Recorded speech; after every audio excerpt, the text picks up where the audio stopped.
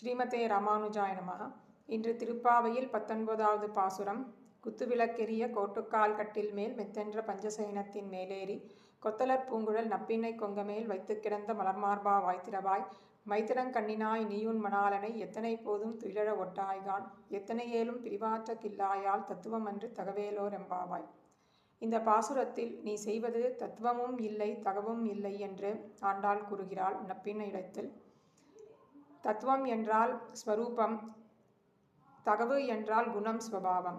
பிராட்டிக்கு ஸ்வரூபம் புருஷகாரத்துவம், ஸ்வபாவம் கருணை தயா.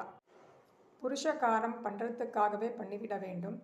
குறைந்தபட்சம் குழந்தைகள் வந்திருக்கிறார்களே என்று தயையை காண்பிக்கலாமே. குத்து விளக்கெரிய விளக்கெல்லாம் சுற்றி நன்றாக எரிகிறது. கோட்டுக்கால் கட்டில் மேல் குவலையா பீட்டம் என்கிற யானையை முடித்தார் கண்ணன். அதோடே தந்தத்தை முறித்து கொண்டு வந்தார். அதாலே ஒரு கட்டிலை பண்ணினார். அந்த கட்டிலின் மேலே தான் தூங்குவாளாம் நப்பின்னை. மெத்தென்ற பஞ்சசயனத்தின் மேலேறி. ஒரு படுக்கை என்றால் மெத்தென்று இருக்க வேண்டும், குளிர்ச்சியாக இருக்க வேண்டும், விசாலமாக இருக்க வேண்டும், வெளுப்பாக இருக்க வேண்டும், மனத்தோடே இருக்க வேண்டும்.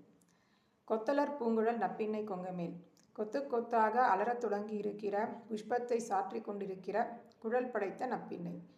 வைத்து கிடந்த மலர்மார்பா வாய்த்திரவாய். அவளை அனைத்தபடியாலேயே மலர்ந்த மார்பன். நப்பின்னையைத்தான் பாடத் தொடங்கினாள் ஆண்டாள். ஆனால் கண்ணன் வந்து அவளை அணைத்து கொண்டு பின்னால் தள்ளி கொண்டு போக அணைத்த அணைப்போடே ஒரு வார்த்தை வாயை திறந்து சொல்லலாமே என்கிறாள். அந்த அணைப்பிலிருந்து பேசினால்தான் நமக்கு எல்லா அனுகிரகமும் கிட்டும். ஒரு வார்த்தை மாசுச்சக என்று சொன்னால் நம் வாழ்க்கையே மாறப்போகிறது. சரி என்று கண்ணன் மா என்று வாயை திறந்தார். நப்பின்னை யோசிக்கிறாள். நம்மை தடுத்துவிட்டு இவர் என்ன பேரை தட்டி கொண்டு போகிறது? கண்ணாலேயே ஜாடை காட்டி வாயை திறக்காதே என்று சொல்கிறாள் நப்பின்னை. மைத்தடங்கண்ணினாய், மை எழுதிய விசாலமான கண்கள் படைத்தவளே, உன் கண்ணழகை காட்டி அவனை வசப்படுத்தி அனுகிரகிக்க வைப்பதற்காகவே இந்த கண்ணழகு. உன் மணாளனை. அவர் அனைவருக்கும் மணாளன். நீ உன் மணாளன் என்று நினைத்து கொண்டிருக்கிறாய். அது தப்பு. விஸ்வத்திற்கே பதி. அப்பொழுது பிரிக்காமல் நம் மணாளனாக ஆக்கு. எத்தனை போதும் துயிலழ ஒட்டாய்கான். இன்னும் எத்தனை நாள் தான் இவனை எழுந்திருக்க விடாமல் படுக்கையிலேயே இரு என்று சொல்லுவாய்? எழுப்பு. எத்தனை ஏலும் பிரிவாற்ற கில்லாயால். ஒரு துளி கூட கண்ணனை பிரிவதென்றால் நீ அந்த பிரிவை ஆற்ற மாட்டாய்.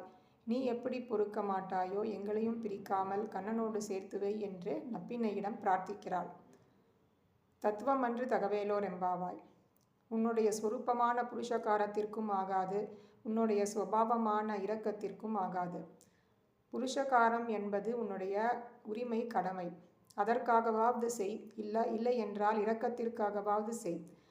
ஆக மொத்தத்தில் கண்ணனோடு சேர்த்துவை என்று நப்பின்னை இடத்திலே பிரார்த்திக்கிறாள்.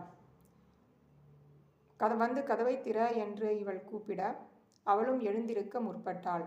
ஆண்டாள் திருவடிகளே சரணம்.